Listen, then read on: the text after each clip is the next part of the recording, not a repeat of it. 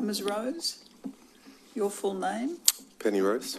and your occupation, Ms Rose? I'm an artist, but I'm currently on compensation for a back injury. Thank you. And you've provided the Royal Commission with a statement? Yes. I invite you to read that statement. This statement, made by me, accurately sets out the evidence that I would be prepared, if necessary, to give to the Royal Commission into institutional responses to child sexual abuse. The statement is true to the best of my knowledge and belief.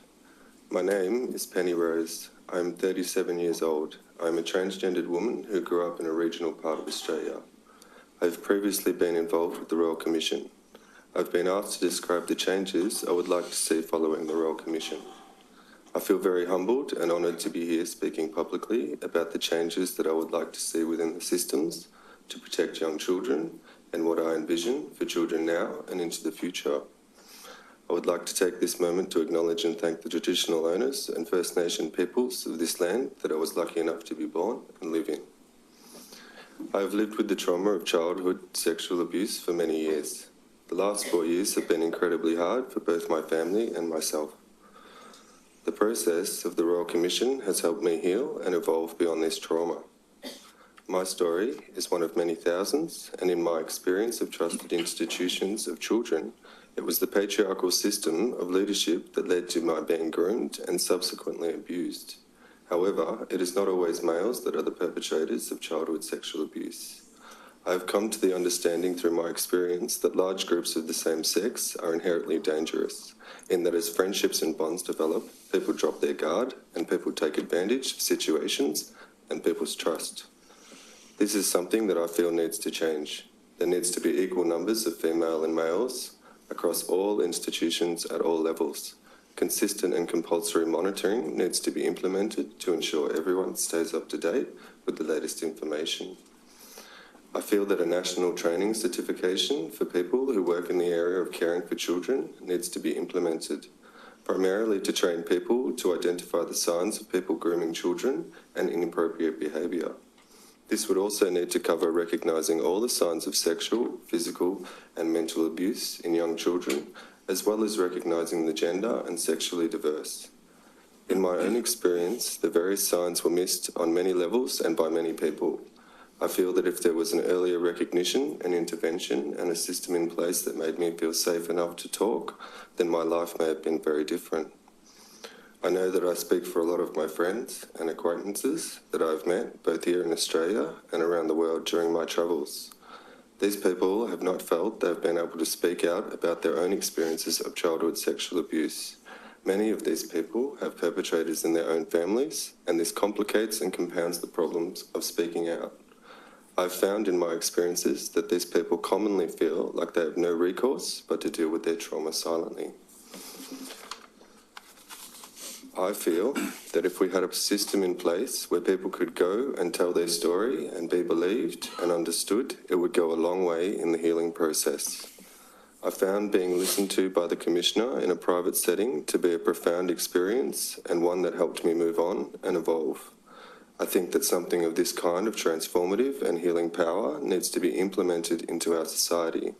This is something that you cannot always get from the current justice system. It is not so much about getting justice, it's about recognition and acknowledgement. The option of free therapy to all survivors of childhood sexual abuse for their lifetimes should be brought in nationally, with 1 to 2 sessions a month being covered. Broader programs and support groups need to be established as well to help existing survivors heal and cope. This should also be made available to immediate family members as well. Ultimately, these programs need to be established and maintained long-term for them to have any real benefit. Understanding that this problem is endemic in our society and constantly adapting to ensure children are not put at risk, and if they are, have access to immediate help, both in the short and long term. On a broader scale, childhood sexual abuse also goes hand in hand with mental, verbal and physical abuse. These issues should also be addressed along with the gender and sexuality diversity training. It is only when we look at things holistically can we really combat the true insidious nature of abuse and the cycles it creates within people. I strongly feel that gender, sexuality, diversity training needs to be implemented in all levels of our society. It is through education that ignorance and bigotry surrounding these issues is eradicated. This is something that should be part of our national identity as a culturally diverse society. It is something that all governments, educators, community, sporting and business groups should adapt to their existing training modules. I feel that people in regional areas suffer the most. The lack of education on mental health and availability of therapists is another problem that needs to be addressed. The lack of resources and the isolation and remoteness of some areas in Australia leads many young people who are the victims of childhood sexual abuse to think of suicide as the only option available to them. The isolation and remoteness of country life only added to the confusion and depression brought about by my abuse and who I really was. There was very little to no access to the GLBTQI community for me to seek out others like me. From my experience as a trans person, it is that many in the GLBTQI community are survivors of childhood sexual abuse. There needs to be more access to support groups and professional help.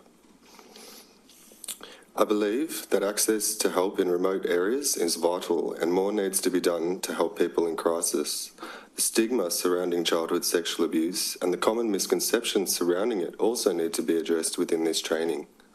I feel that parental units need to be able to access this information quickly and the process of getting help needs to be shortened. Overall, things need to change both socially and politically so that no children are left out. What is my vision of children today and in the future?